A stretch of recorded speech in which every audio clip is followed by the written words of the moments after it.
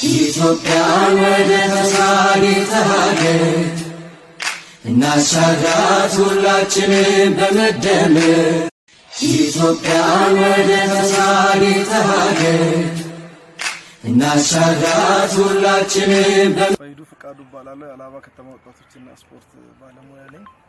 ስለዚህ ያው ሀገራችን በቀጣይ ግንቦት 24 ለምታዘጋጀው 7ኛው ሀገራዊ ምርጫ በዝግጅት ጀምሮ ያው የምርጫ ካርድ ነው የሚጀምረው። የምርጫ ካርድን በመውሰድ ተዘጋጅተናል።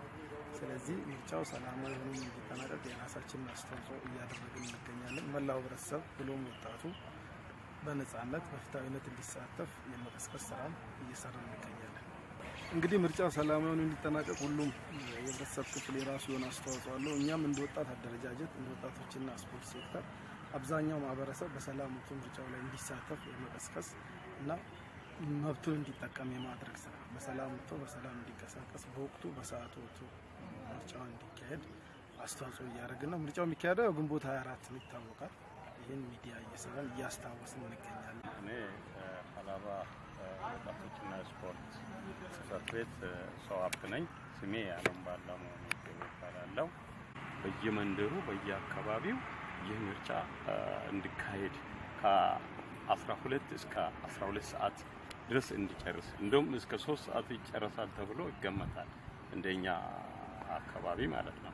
ምክንያቱም ይሄን ምርጫ ሰላማዊ ሀገራዊ እንዲሆን ሀገራችን ያው ተምሳሌታዊ ሀገር እንድትሆን ሁሉም ግንዛቤ እንዳለው በዚህ መልኩ ሁሉም እየተንቀሳቀሰ ያለበት ሂደት አለ። ግንቦት 24 ላይ ምርጫ ይከናወናል። በኤዲት በንቅስ ይወጣል። ሁሉም ያው በሰልፍ እስከ 4 እስከ 5 እስከ 6 ያልቃል ተብሎ ቅስቀሳው እስካሁን እየተደረገም ነው። ያው ቅስቀሳውም ላይ ይገኛል። ስሜ ሱስማ እባላለሁ። የመጣሁት ከኢንተርፕራይዝ ስራ ዕድል ፈጠራ ጽሕፈት ቤት ነው። ያው 7ኛው ምርጫ ሀገራዊ ምርጫ በደንብ ተዘጋጅተናል። ግንቦት 24 ነው።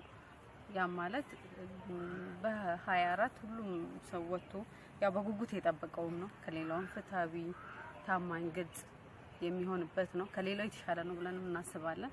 ይሆናልም።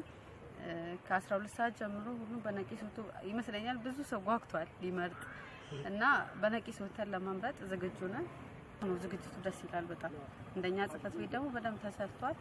በደንብ አዌርነስም ተፈጥሯል። ቆንጆ ነው። ለመምረጥ በጣም ግንቦት 24 ነው የጠበቅን ነው። እሺ አመሰግናለሁ። ስሜ አብዲ በሽር ይባላል። የዘንድሮን 7ኛ ሀገራዊ ምርጫ እንዲካሄድ ያው በመጀመሪያ ካርዳችን አውጥተናል።